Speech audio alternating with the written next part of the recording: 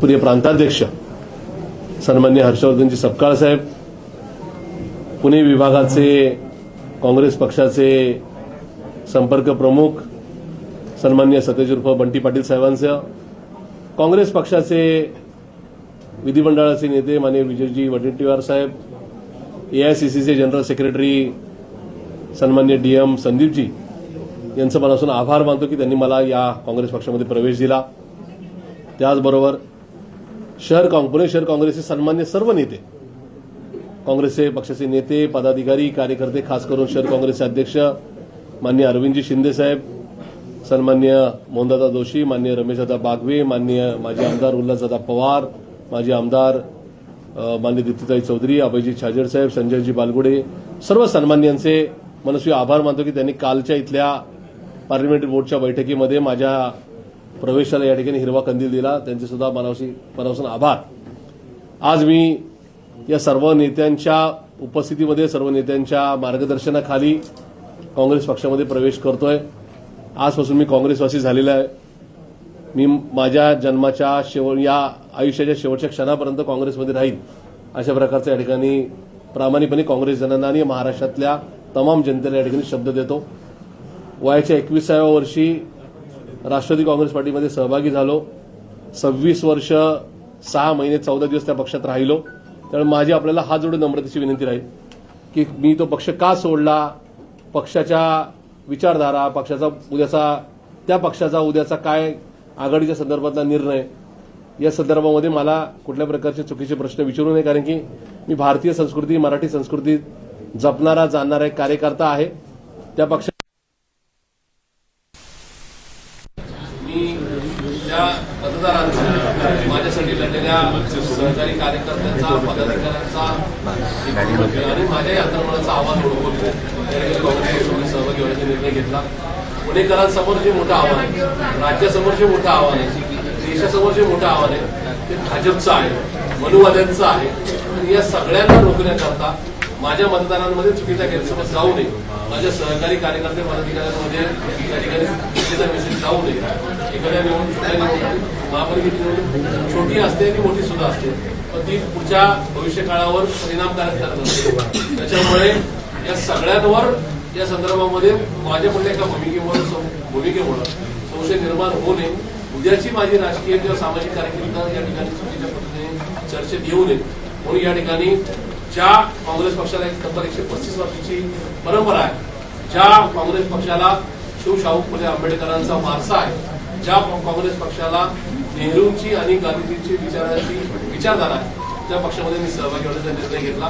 पुन्हा एकदा सांगतो, सन्मान्य प्रांताध्यक्ष माझे हर्षवर्धन सपकाळ निश्चित आजन्मरुणी राहिली, त्यांनी मला काँग्रेस पक्षामध्ये प्रवेश दिला आणि बंटी पाटील साहेबांचा आभारी आहे। त्याच्यामुळे आज काँग्रेसमध्ये विनाअट येत असताना उद्या काँग्रेस पक्ष निवडणुकीच्या निमित्ताने काय आघाडीची चर्चा करतोय, काँग्रेस पक्ष आघाडीच्या निमित्ताने काय निर्णय घेतोय, हे सर्वस्वी पक्ष नेतृत्व म्हणून त्यांनी आणि दिल्लीत बसणाऱ्या मंडळींनी निर्णय घ्यायचा आहे। त्या निर्णयाला माझी निश्चित संमती राहील। पुढच्या काळामध्ये पुणे शहरामध्ये पुन्हा एकदा काँग्रेस पक्ष नंबर 1 ला आणून महाराष्ट्रामध्ये देश आणि पुण्यामध्ये खास करून भाजपने जे काय पुणे लुटलेले आहे, भाजपने जे काय त्याचं वाटोळ केलंय, त्यासाठी काँग्रेस पक्षाची सर्वोत्तम नका पर्यायी पक्ष किंवा प्रमुख पक्ष म्हणून कसा उभा राहील यासाठी मतदान केलं।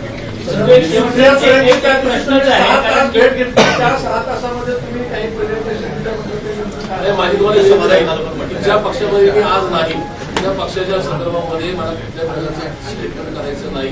आज मी काँग्रेसवासी झालोय, तर काँग्रेस काय करेल हा प्रश्न आपण नक्की विचारू। मग तेच मी तुम्हाला विचारतो, मग तुम्ही पूर्वी शिवशाहू फुले आंबेडकरांची विचारधारा नव्हती आणि आता लगेच शिवशाहू फुले आंबेडकर सुद्धा शिवशाहू फुले आंबेडकरांची नका विचारधारा होती। आज सुद्धा काँग्रेसमध्ये मी येत असं मी पुन्हा एकदा सांगतो की एखादा पक्ष आपल्याला वेळोवेळी संधी देतो, संधी दिल्यानंतर एका मोठ्या निवडणुकीत आपण सामोरं जातो। त्या निवडणुकीमध्ये ज्या पक्षाबरोबर मी पक्षाच्या विरोधात मी निवडणूक लढलो, अर्थात महायुतीतल्या या सगळ्या एका प्रमुख पक्षाबरोबर विरोधात मी निवडणूक लढलो, तिथं एक कार्यकर्त्यांची मोठी फौज ही माझ्यासाठी या ठिकाणी कार्यकर्ते होती। त्याबरोबर तब्बल 1,28,000 मतदारांनी माझ्या पाठीची मतदान स्वरूपी पाठिंबा आशीर्वाद दिला।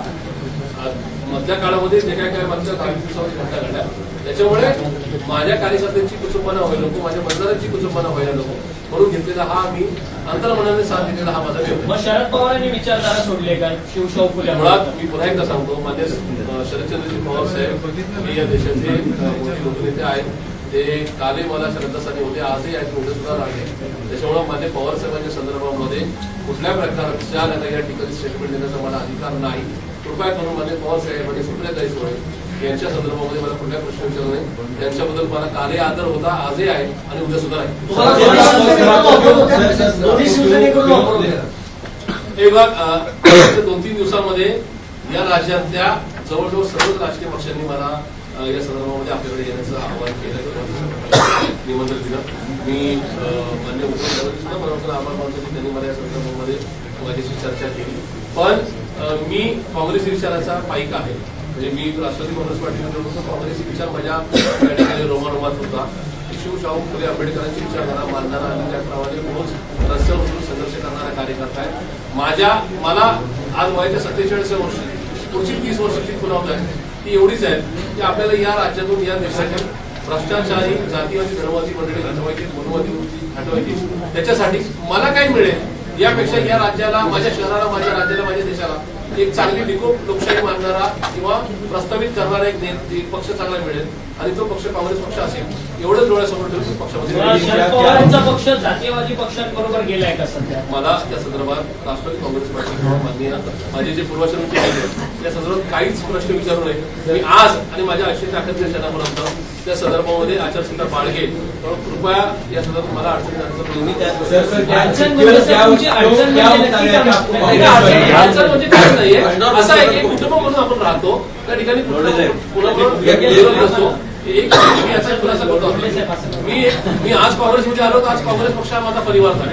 तर मी मागच्या एका पक्षामध्ये परिवार म्हणून राहिलो आणि आज मी काँग्रेसमध्ये आलो म्हणून त्या ठिकाणी कुठेतरी त्यांना टार्गेट करणं किंवा त्याच्यासाठी बोलणं असं माझ्या जीन्समध्ये नव्हतं, नाही आणि उद्या सुद्धा नसेल.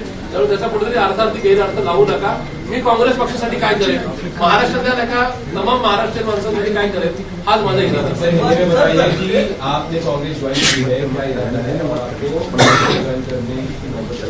देखिए, पुणे महाराष्ट्र का देश का एक बड़ी सिटी है. पूरा आज डेवलप हुआ आपको दिखता है, लेकिन इसमें कांग्रेस पक्ष का बड़ा योगदान रहा है. राज्य में और देश में, महाराष्ट्र और देश में भी जो आज डेवलपमेंट दिख रहा है वो क्या 10-12 सालों में मोदी जी के नेतृत्व में नहीं हुआ है, वो कांग्रेस पक्ष ने ही किया है.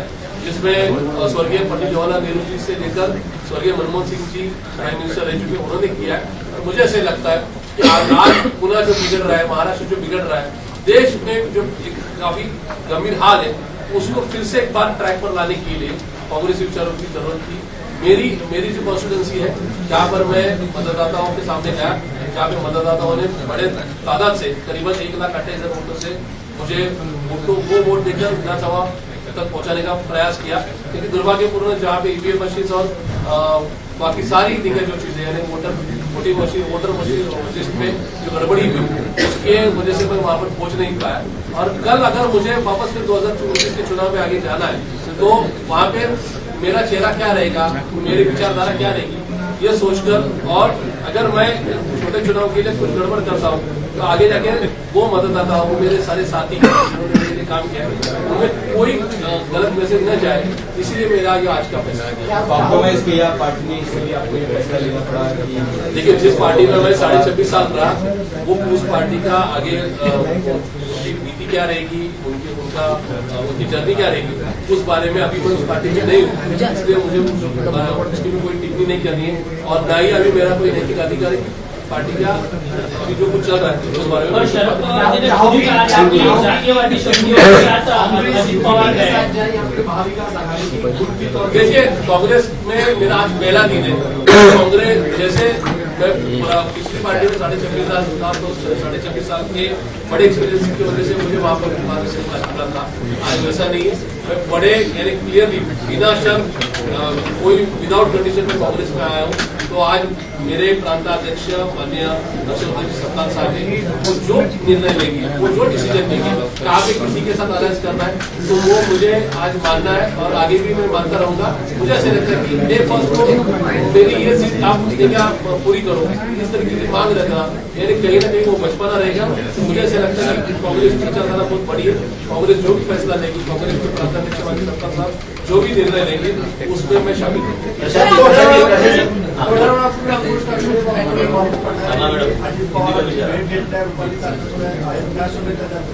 नाही, मला या ठिकाणी मला माझ्या मूळ राजकीय पक्षाचे राजकीय पक्षाचे बरोबर सगळ्या मित्रांचे मनस्वी आभार, त्यांच्याबद्दल शुभेच्छा किंवा वक्तव्य गोष्टी मला विचारू नका।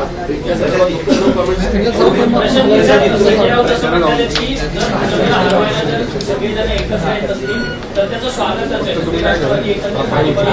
काँग्रेस पक्षाचा कुठलाही मोठा नेता नाही। मी आज क्रियाशील आणि प्राथमिक सदस्य म्हणून नका या ठिकाणी बसलेलो आहे।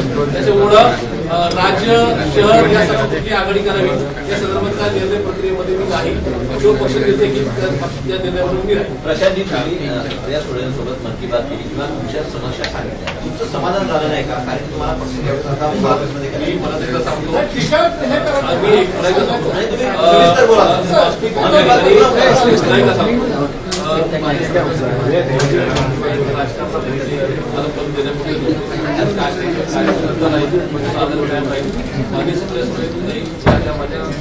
नेत्या होत्या त्याच्यावरील आदर कायम राहील। मी त्या पक्षात असताना त्यांनी माझी चर्चा केली, त्या चर्चेसाठी त्यांनी मला वेळ जर कायम ठेवली नाही। ही जी चर्चा झाली, ही चर्चा मला असं वाटतं की पक्षस्तरावर इंडोर झालेली किंवा 4 पिढीदार झालेली चर्चा आहे। त्या चर्चेचा आता कुठेतरी या ठिकाणी पुन्हा एकदा लोकांसमोर मांडणी करायचं मला वाटत आहे। त्यांनी चर्चेसाठी मला वेळ वेळोवेळी संधी दिली, त्याबद्दल त्यांचा मी ऋणी राहील। धन्यवाद।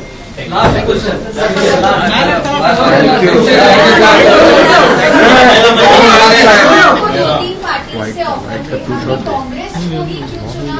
क्या रीजन था? क्या कोई बातचीत हुई, कोई मीटिंग हुई कांग्रेस को ही? क्योंकि आपके पास शिवसेना यूपीटी का भी ऑफर था, कांग्रेस को चुनने की कुछ क्या? देखिए, पिछले 2-3 साल में जो घटनाएं हुई, जिसमें नेपाल में सेंजी आंदोलन आपने देखा, बांग्लादेश देखा, उसके साथ आपने म्यांमार देखा, श्रीलंका देखा, और अभी तो ये सारा जो जंजल है वो अभी तो यूरोप में भी पहुंच चुका है।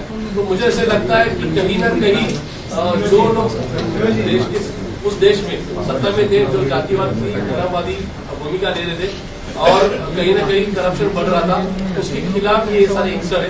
और अगर यूनिवर्सल विचार किया जाए तो उसमें आज भारत देश की जो आबादी है उसमें 67% यंगस्टर है, यूथ है, और ये यूथ आज इस सरकार के खिलाफ है। गए 135 सालों में कांग्रेस ने इस देश को संभाला है। जब इस देश में कुछ कोई नहीं क्या गलत राजनीति की वजह से बिगाड़ी हुई है या गड़बड़ी हुई है, उसमें नहीं क्या वो हमारा भारत देश फिर से एक बार ट्रैक पर लेकर आने का काम कांग्रेस पक्ष ने किया है। और इस सारे गंभीर हालात में कांग्रेस पक्ष आगे ये देश को वापस संभालेगा, ऐसा मुझे लगता है, और इसलिए आज भी कांग्रेस